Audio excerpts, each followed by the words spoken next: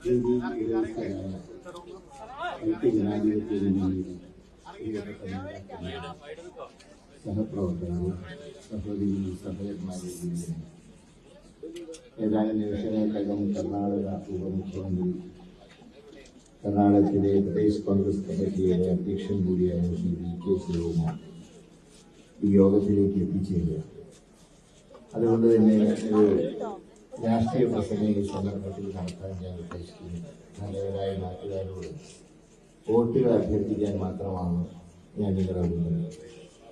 26-ാം തീയതി നടക്കുന്ന തെരഞ്ഞെടുപ്പ് ഇന്ത്യയെ സംബന്ധിച്ചും കേരളത്തിനെ സംബന്ധിച്ചും വളരെ പ്രധാനപ്പെട്ട തെരഞ്ഞെടുപ്പ്. കാരണം കഴിഞ്ഞ 10 വർഷമായി ഈ രാജ്യം അനുഭവിക്കുന്ന പ്രയാസങ്ങളും പീഡനങ്ങളും നമുക്കൊരിക്കലും മറക്കാൻ കഴിയില്ല. ഇപ്പോഴും മണിപ്പൂരിലെ കലാപങ്ങൾക്ക് ഒരു അറുതിയും വന്നിട്ടുണ്ട്. അവിടെയുള്ള പള്ളികൾ ദേവാലയങ്ങൾ ആക്രമിക്കപ്പെടുന്നു, ക്രൈസ്തവരെ കൊല്ലുന്നു. 3ാം തവണ തൃശ്ശൂരിലേക്ക് വരുന്ന നരേന്ദ്രമോദി ഒരു മണിക്കൂർ പോലും എന്തുകൊണ്ട് മണിക്കൂറിൽ ചെലവഴിച്ചില്ല എന്നുള്ളതിന് ഇവിടുത്തെ BJP സ്ഥാനാർത്ഥിയാണ് മറുപടി. ഇത്രയും കലാപങ്ങൾ ഉണ്ടാകുമ്പോൾ അത് എന്തുകൊണ്ട് നിയന്ത്രിക്കാൻ പ്രധാനമന്ത്രിക്ക് കഴിയും? ഇന്ത്യയിലെ മറ്റു പല ഭാഗങ്ങളിലും വിവിധ മതസ്ഥർ ആക്രമിക്കപ്പെടുന്നു. ദളിത് പീഡനങ്ങളാണെങ്കിൽ ദിവസേന അതിനെക്കുറിച്ചുള്ള ഞെട്ടിക്കുന്ന വാർത്തകൾ. ഇതെല്ലാം നിയന്ത്രിക്കാൻ ബാധ്യസ്ഥനായ പ്രധാനമന്ത്രിയാണ്. അധികമാണെങ്കിൽ ഇപ്പോൾ കോൺഗ്രസിനെ തുടച്ചു നീക്കാനാണ് ശ്രമം. ഒരു ജനാധിപത്യ വ്യവസ്ഥയിൽ പ്രതിപക്ഷം ആവശ്യമാണ്. ഭരണകക്ഷിക്ക് തെറ്റുകൾ പറ്റുമ്പോൾ അത് ചൂണ്ടിക്കാണിച്ച് തിരുത്തേണ്ട ഒരു പ്രതിപക്ഷമാണ്. അങ്ങനെയുള്ള പ്രതിപക്ഷം വേണ്ട എന്ന് പറയുന്നത് സ്വേച്ഛാധിപത്യം. ഏതാണ്ട് സ്വേച്ഛാധിപത്യ രീതിയായിരുന്നു കഴിഞ്ഞ 10 വർഷക്കാലം. ഏറ്റവും ഒരു ഉദാഹരണം, ഞാനും പ്രതാപനത്തെ കഴിഞ്ഞ പാർലമെന്റ് സമ്മേളന കാലത്ത് സഭയിൽ നിന്ന് സസ്പെൻഡ് ചെയ്തു. ഞങ്ങൾ സസ്പെൻഡ് ചെയ്തതാണ് എന്തെങ്കിലും കുഴപ്പം കാണിച്ചിട്ടില്ല.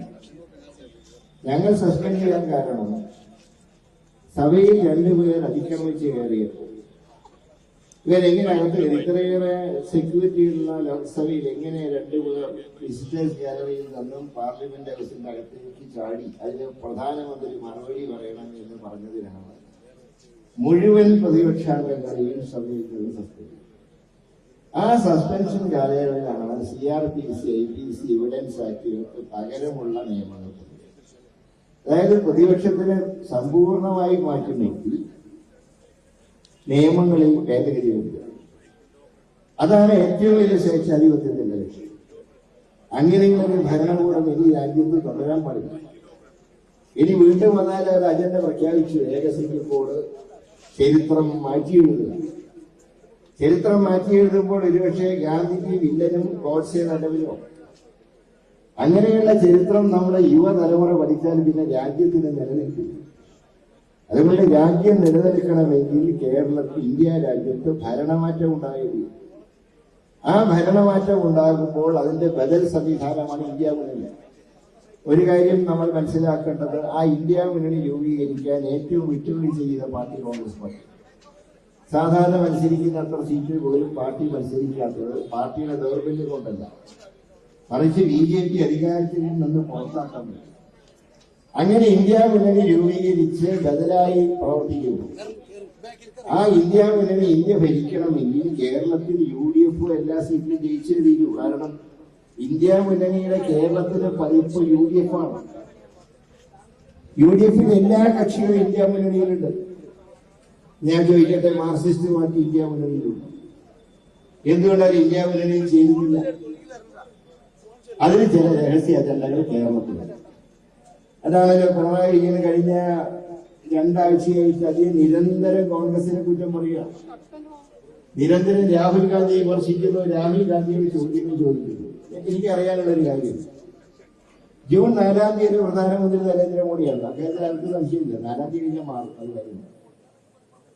അപ്പോൾ അങ്ങനെയുള്ള പ്രധാനമന്ത്രിയോട് എന്തുകൊണ്ട് മുഖ്യമന്ത്രി ചോദ്യങ്ങൾ ചോദിക്കും? രാഹുൽ ഗാന്ധി ഞങ്ങളെപ്പോലെ MP മാത്രമാണ്. അദ്ദേഹത്തിനോട് എന്തിനാ ചോദ്യങ്ങൾ ചോദിക്കുന്നു? നരേന്ദ്രമോദിയെ നേരിട്ടതിന്റെ പേരിൽ ഒരു ഘട്ടത്തിൽ MP സ്ഥാനം പോലും നഷ്ടപ്പെട്ട നേതാവല്ലേ ശ്രീ രാഹുൽ ഗാന്ധി. അദ്ദേഹത്തിന് മാത്രമല്ലേ നഷ്ടം ഉണ്ടായിട്ടുള്ളൂ, ബാക്കി ആർക്ക് നഷ്ടമുണ്ടായി? മോഡിക്കെതിരായിട്ടുള്ള പോരാട്ടം. അങ്ങനെയുള്ള രാഹുൽ ഗാന്ധിയുടെ ചോദ്യങ്ങൾ ചോദിക്കുമ്പോൾ അതിന്റെ അന്തർധാര വളരെ വ്യക്തമാണ്. അതിന്റെ അന്തർധാരയ്ക്ക് പല കാരണങ്ങളുണ്ട്. പക്ഷെ തൃശ്ശൂർ ജില്ലയിൽ പറയുമ്പോൾ കരുവണ്ണൂർ ബാങ്കാണ് പ്രധാന കാര്യങ്ങളിലൊന്ന്. നല്ല രീതിയിൽ നടന്ന ബാങ്ക് എങ്ങനെ തകർന്നു? അതിന്റെ ലാഭവിഹിതം ആര് കട്ടുകൊണ്ടു? ഇവിടെ ED വന്നതിനെ കുറിച്ച് പറയുന്നുണ്ട്. ഇതിന് ഗോവിന്ദൻ മാഷ് പറഞ്ഞു കോൺഗ്രസ്സുകാർ EDയുടെ കൂടെ, ഞങ്ങൾ EDയുടെയും KDയുടെയും കൂടെ ഒന്നുമല്ല. പക്ഷെ EDയെ ക്ഷണിച്ചു വരുത്തിയതാരാ? കട്ടതാരാ? കട്ടത് CPM. അന്വേഷണം പ്രഖ്യാപിച്ചത് പിണറായി സർക്കാർ. സ്വാഭാവികമായിട്ടും ഒരു അന്വേഷണം സംസ്ഥാന സർക്കാർ പ്രഖ്യാപിച്ചാൽ EDക്ക് കയറാൻ എളുപ്പമാണ്. എന്തുകൊണ്ടാണ് ഇപ്പോ അന്വേഷണം പ്രഖ്യാപിക്കേണ്ടി വന്ന കട്ടതുണ്ട്? അപ്പൊ അതിന് ഞങ്ങൾ വിജയം പറഞ്ഞ കാര്യമൊന്നുമില്ല. പക്ഷേ ആ കുറ്റത്തിൽ നിന്ന് രക്ഷപ്പെടാൻ നിങ്ങൾ BJPയുമായി രഹസ്യധാരണയിലെത്തി. അതാണ് പ്രധാന കാര്യം. ഒരു ബാങ്കിന്റെ ആസ്തിത്വം മുഴുവൻ ഇല്ലാതാക്കുക, മുഴുവൻ സമ്പത്തും കവർന്നത്. ആ കുറ്റത്തിൽ നിന്ന് രക്ഷപ്പെടാൻ നരേന്ദ്രമോദിയുമായി രഹസ്യധാരണയിലെത്തിയിരിക്കുന്നു പിണറായി. ഈ അവിശുദ്ധ കൂട്ടുകെട്ട് തകർത്തേയില്ല. ഞാൻ ഒറ്റ കാര്യം ചോദിക്കട്ടെ. ചിലരൊക്കെ ഇവിടെ വാൾപോസ്റ്റുള്ള, ഞാൻ ആരും പേരൊന്നും പറയുന്നില്ല. ചിലര് തൃശ്ശൂരുകാരൻ, തൃശ്ശൂരിന്റെ തനി തങ്കം എന്നൊക്കെ പറയുന്നു. കരുവണ്ണൂർ ബാങ്ക് തൃശ്ശൂർ ജില്ലയിലല്ലേ? ഒരു ബാങ്ക് തകർന്ന് ഒരുപാട് മനുഷ്യർ വഴിയാധാരമായി, ചിലർ ആത്മഹത്യ ചെയ്തപ്പോ എന്തുകൊണ്ട് പ്രതികരിക്കാൻ ഇവിടെ ഇടതുപക്ഷത്തിന്റെ സ്ഥാനാർത്ഥി തയ്യാറായി? ഒരഭിപ്രായം പറഞ്ഞു. വിനോദിശം പോലും പറഞ്ഞു ഈ കൊള്ളക്ക് ഞങ്ങൾ കൂട്ടുന്നില്ല. പക്ഷേ സ്ഥാനാർത്ഥി പറഞ്ഞില്ല. അപ്പൊ അങ്ങനെയുള്ള സ്ഥാനാർത്ഥിയെ ഇവിടെ വിജയിപ്പിച്ചാൽ കരുവണ്ണൂർ ബാങ്കിന്റെ മോഷണത്തിന് കിട്ടുന്ന അംഗീകാരം ഞാൻ അത്രയും ചോദിക്കുന്നു. പിന്നെ ചിലരൊക്കെ ഗ്യാരണ്ടി പറയുന്നു. നമുക്ക് ആവശ്യം ഈ കേന്ദ്രമന്ത്രിമാരെയല്ല, വികസനമാണ് നമുക്ക്.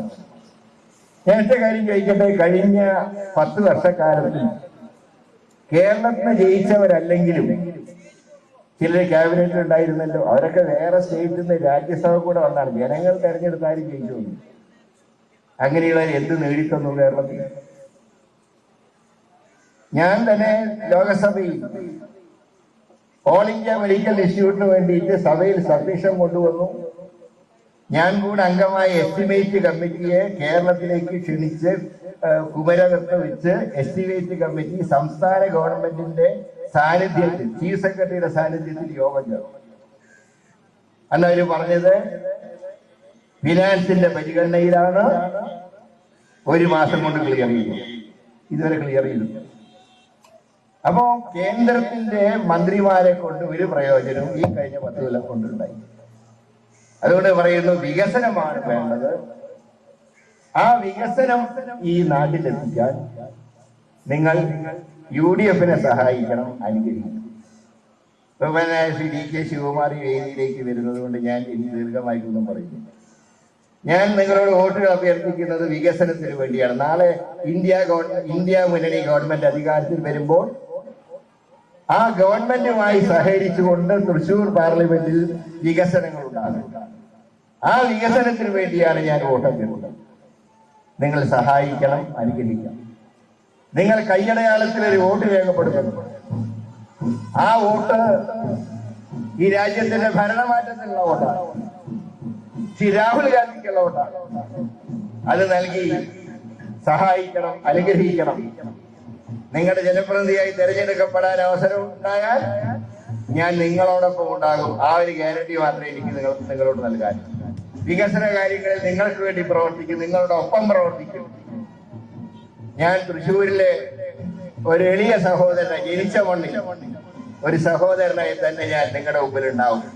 ഞാൻ എടുക്കാനും പിടിക്കാനൊന്നും വന്നതല്ല, ഇവിടെ നിങ്ങളോടൊപ്പം കഴിയാൻ വന്നതാണ്. സഹായിക്കണം, അനുഗ്രഹിക്കണം എന്ന് മാത്രം പറഞ്ഞുകൊണ്ട് നിങ്ങൾ നൽകിയ ആവേശകരമായ സ്വീകരണത്തിന് ഹൃദയത്തിന്റെ വാർത്തയിൽ നന്ദി.